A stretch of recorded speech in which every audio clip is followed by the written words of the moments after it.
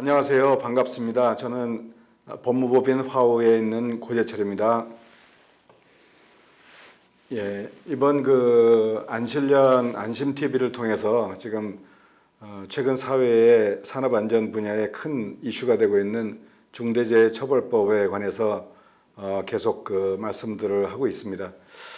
저 같은 경우는 지금 법에 대한 경영자의 수법 의무나 기타 지켜야 될 15가지 조항들, 이런 얘기들은 지금 벌써 수없이 많이 하셔서 다들 좀 잘 알고 계실 것 같고요. 그래서 저는 이번 시간에 타이틀을 노마 잡담이라고 붙여봤습니다. 그러니까 노마식도라는 말 아시죠? 늙은 말이 길을 안다. 근데 제가 아직 안전을 35년을 산업안전만 했는데도 어떻게 하면 사고가 안 나는지 저한테도 이 어려운 숙제라서 가볍게 좀 들어주시길 바라는 마음에서 노마 잡담으로 이렇게 제목을 정해봤습니다. 오늘 드릴 말씀은 지금 중대재해처벌법이 사회에 일으키고 있는 와류들, 그러니까 와류라고 해서 나쁜 의미는 아니고요. 지금 없던 것이 새로 생겨서 자리를 잡아가는 단계에서의 혼란, 또 이런 것들이라고 생각해 주시면 좋을 것 같고요. 그 다음에 이 산업안전을 하시는 분들 많이 알고 계실 텐데요. 어떤 사고의 속성에 관한 문제, 사고의 관점, 또 거기에 따른 안전론이 어떻게 세계적으로 좀 변했는지, 그리고 이 중대재해처벌법의 가장 핵심인 안전보건 체제와 그 이행이라는 문제에 대해서 그 체제, 시스템에 관한 얘기를 좀 해야 될 것 같고요.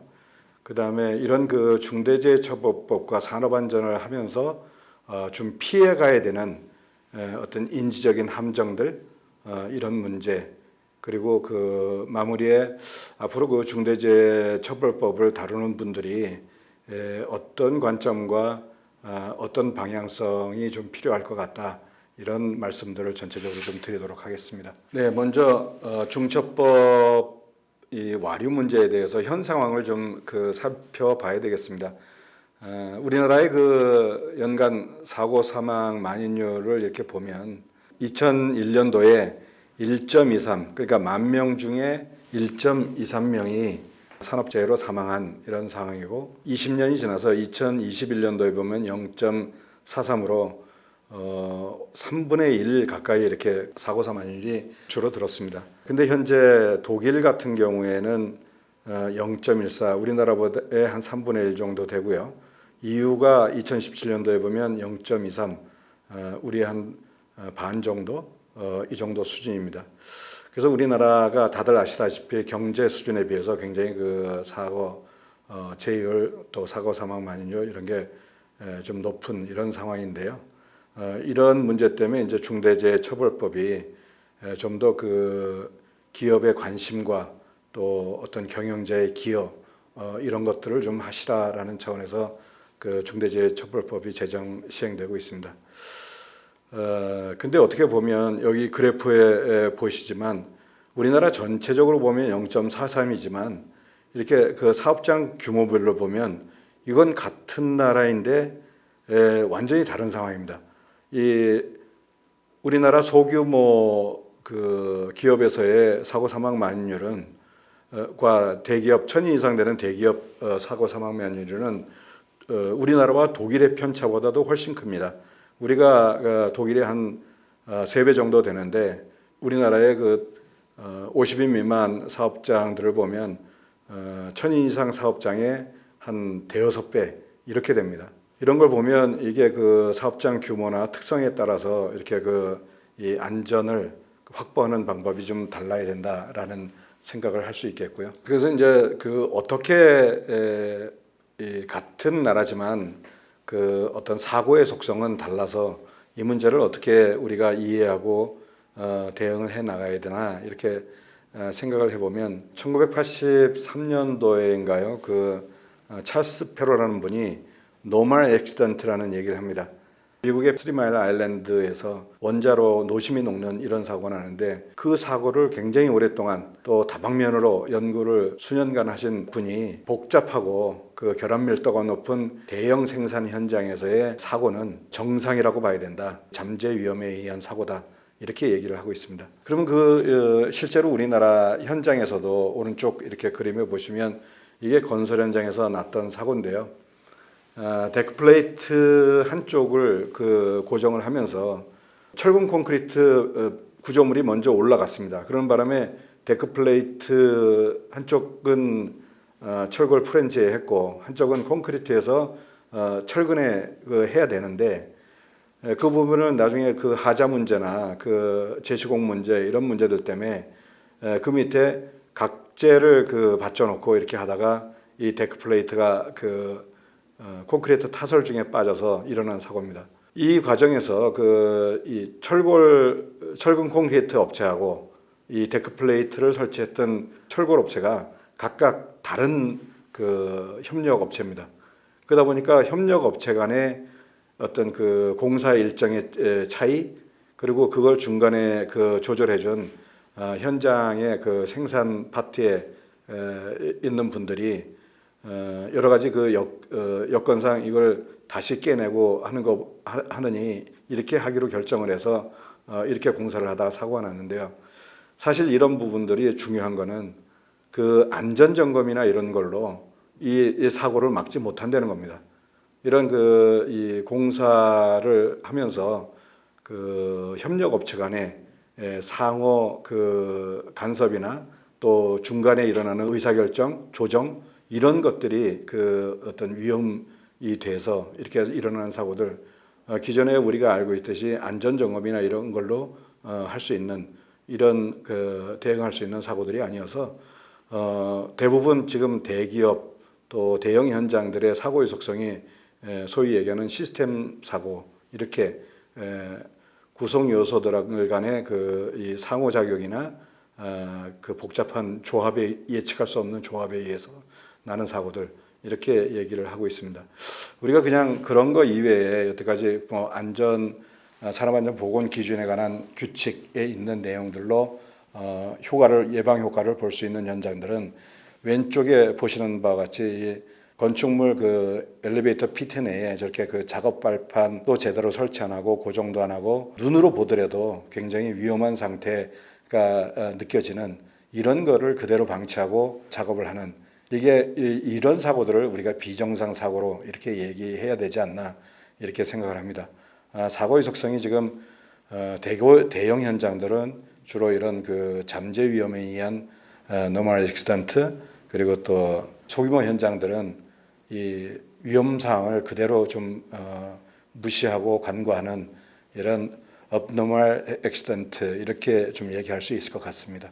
그리고 우리나라가 조금 이렇게 안전을 하시는 분들이 좀 이렇게 생각을 해야 될 문제가 산업안전보건법이 제정되고 그리고 또 안전공단이 설립된 이후에 아주 드라마틱하게 이렇게 제율이 줄어들었습니다. 최근에 이렇게 좀 횡보하는 이런 현상을 보이고 있는데요.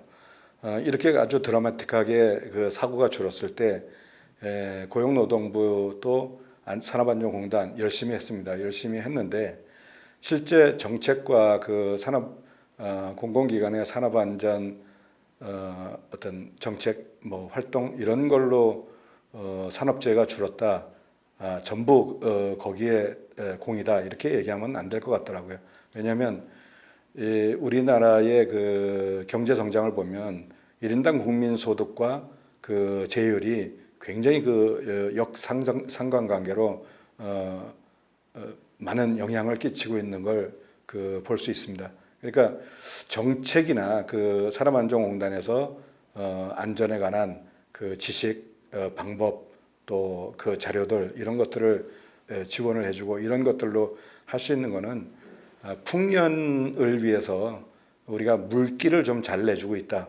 이 정도지 우리가 비를 다 내려서 우리가 풍년을까지 다 할 수 있는 이런 상황은 아닌 거죠. 그러니까 비를 내려준 건 우리나라의 경제 성장이고 정책과 안전 전문기관은 비가 내렸을 때 물기를 잘 내주는 이런 역할일 겁니다.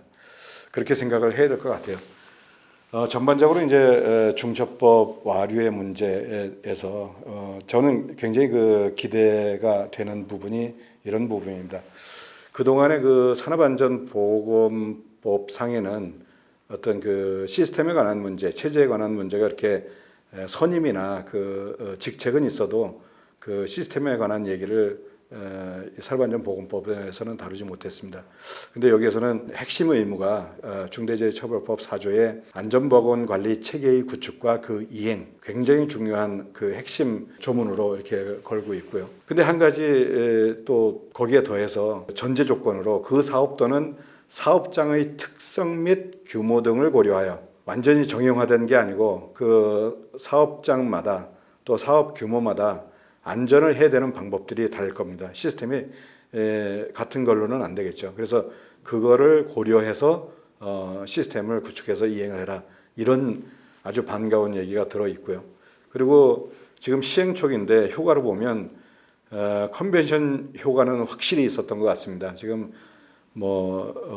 안전 분야에 사람이 모자란다. 기업들에서 안전을 전문으로 하는 사람들을 지금 스카우트하고 굉장히 많이 필요로 하고 있고, 또 상당히 그 기업에서 그 예산도 많이 쓰고 있고 관심이 굉장히 높아졌습니다. 그래서 중대재해처벌법이 이런 어떤 산업 안전의 분야의 어떤 사회적 자원 배분을 바꾸는데 지금 크게 성공하고 있구나.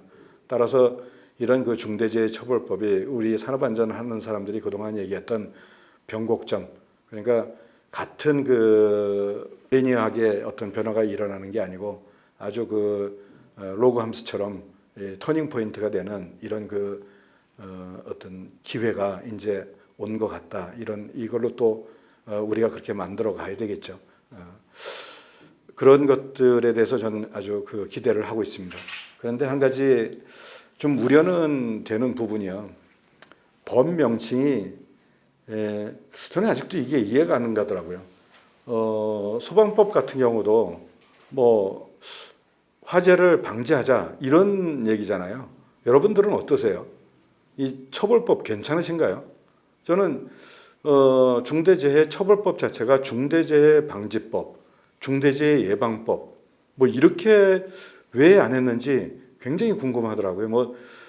제가 법을 전공한 사람은 아니어서 처벌법이라고 해야 이게 법의 어떤 목적을 제대로 달성할 수 있는 건지 그런 철학적 의미가 있는 건지 모르겠는데 좌우지간 전 처벌법이라는 이름이 좀 더 기업이나 사회에 어떤 반감을 일으키는 이렇게 작동하는 게 아닌가 이런 생각을 하고요. 그 다음에 법의 속성 자체가 그동안에 대한민국은 다들 아시겠지만 죄형 법정주의라고 해서 뭔가 처벌을 하려면 법규에 조목조목 나와 있어야 돼요.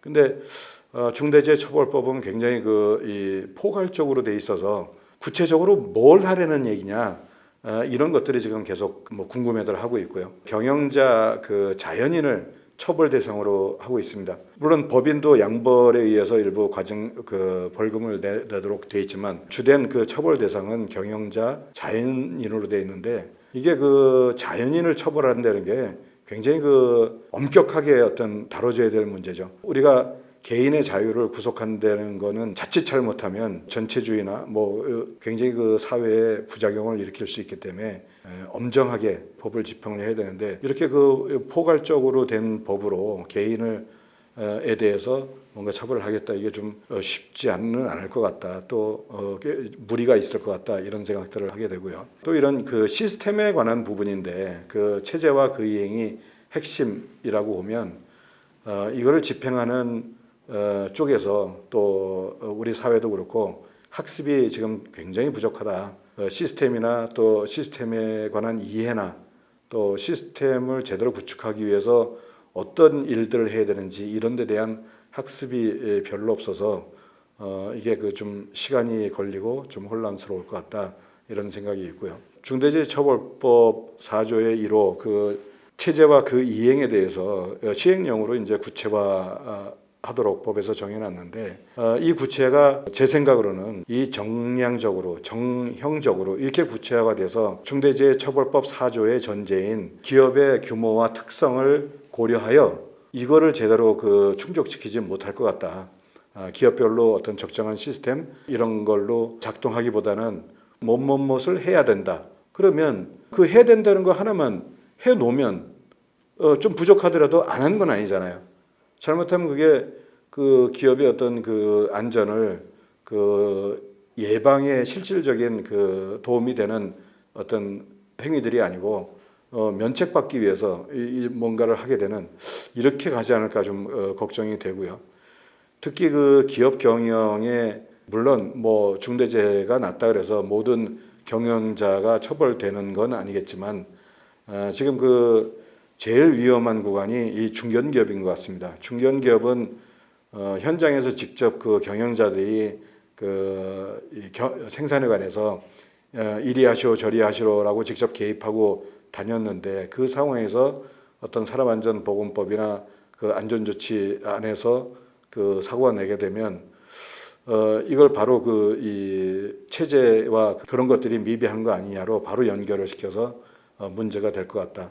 또 그렇게 될 경우에 그런 중견기업들은 아마 거의 도산할 위험이 굉장히 커지는 큰 부담을 안게 될 것 같다. 이런 걱정이 되더라고요. 그래서 이런 문제들도 우리 사회가 이 중처법 관련해서는 굉장히 지혜롭게 해결을 해야 되는 이런 상황에 있는 것 같습니다. 그리고 이제 사고의 속성을 좀 우리가 잘 들여다봐야 될 것 같아요. 우리가 그 사고가 이렇게 발생한 이후에는 뭐 저거는 어떻게 해서 사고가 났어? 이게 안전 전문가 또 뭐 경험이 없더라도 그냥 바로 얘기할 수 있습니다. 근데 사고는 그런 건 아닌 거죠.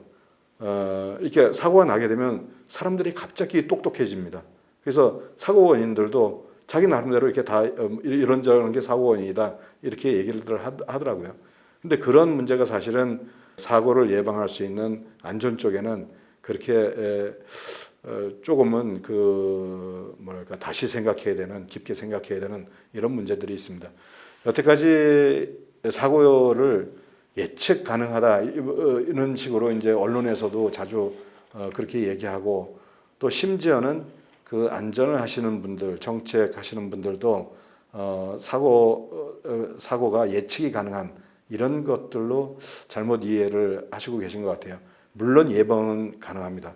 그러나 사고의 속성이 예측은 불가능합니다. 예를 들어서 특정 장소 어디에 언제 어떤 사고가 일어날 것이다라고 예측되는 사고들은 안 일어나요. 다 막아집니다. 예측된 사고는 일어나지 않는 사고들이 되는 거죠. 그런 거라서 실제 그 사고를 예측하는 건 거의 불가능에 가까운 얘기입니다. 근데 이제 우리가 그 1세대 안전에서 보면 이렇게 사고가 일정한 선형적 원인들의 또 과정의 흐름에 의해서 어떤 결함 이런 것들에 의해서 불안전한 상태, 불안전한 행동에 의해서 사고는 나고 사고의 결과가 어떤 손실이다 이렇게 얘기들을 했는데 그래서 불안전한 행동과 불안전한 상태 이거에 우리가 굉장히 집중하고 있습니다. 근데 물론 지금 아까 말씀드린 그 비정상 사고 기준에 있는 다 아는 안전 조치들을 비용의 문제나 이런 것들로 인식을 해서 안 하는데 이런 데는 당연히 안전 기준이나 규칙 거기에 나와 있는 안전 조치들을 좀 더 규제나 이런 걸 통해서 해야 될 것 같고요. 지금 대기업의 복잡한 생산 과정, 그 다음에 여러 가지 요소와 협력 업체들의 결합 이런 것들에 의해서 생산이 되는 대형 현장들은 생산 과정에서 요소들의 불규칙적인 조합 이런 거에 의해서 사고가 난다. 이렇게 보셔야 됩니다. 제가 이 부분을 언제 느꼈냐면 여러분들 2014년도 세월호 사건을 아직도 다 기억하실 겁니다. 거기에 사고 원인들도 지금 아직도 많은 분들이 기억하고 계실 거예요. 여기에 보면 사진에서 보는 것처럼 화물 고박 문제, 화물을 배 위에 제대로 고정을 안 해놔서 배가 흔들릴 때 한쪽으로 쏠리면서 이 배의 변침이 일어났다. 이런 얘기 있고요.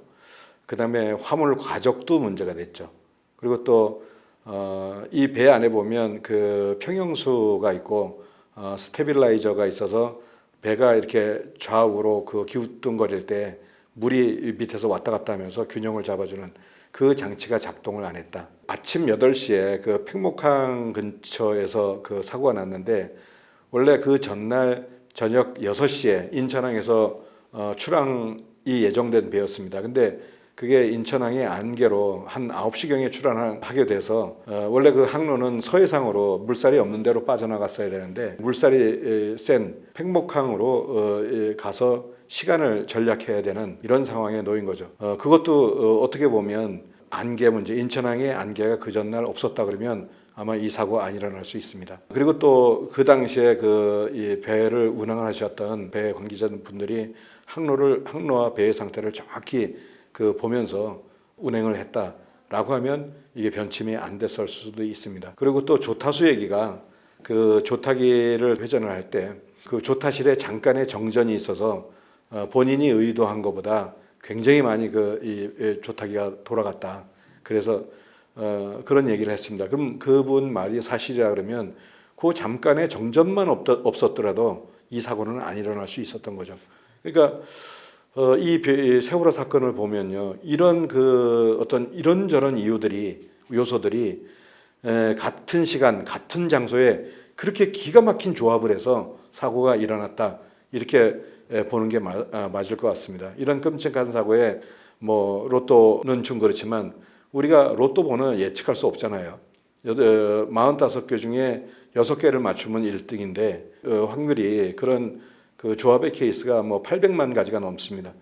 그러니까 마치 그 사고는 로또 메커니즘처럼 많은 우리가 알 수 있는 요소들의 알 수 없는 조합에 의해서 이렇게 나는 것들이에요. 그래서 사고는 예측이 물론 기본적으로 해야 돼 위험한 장소에 안전 조치는 해야 되는 건 당연하지만 사고를 예측할 수 있는 걸로 하는 건 굉장히 불합리한 이런 생각인 것 같습니다. 이번 시간은 이 사고의 속성까지 이렇게 말씀드리고요.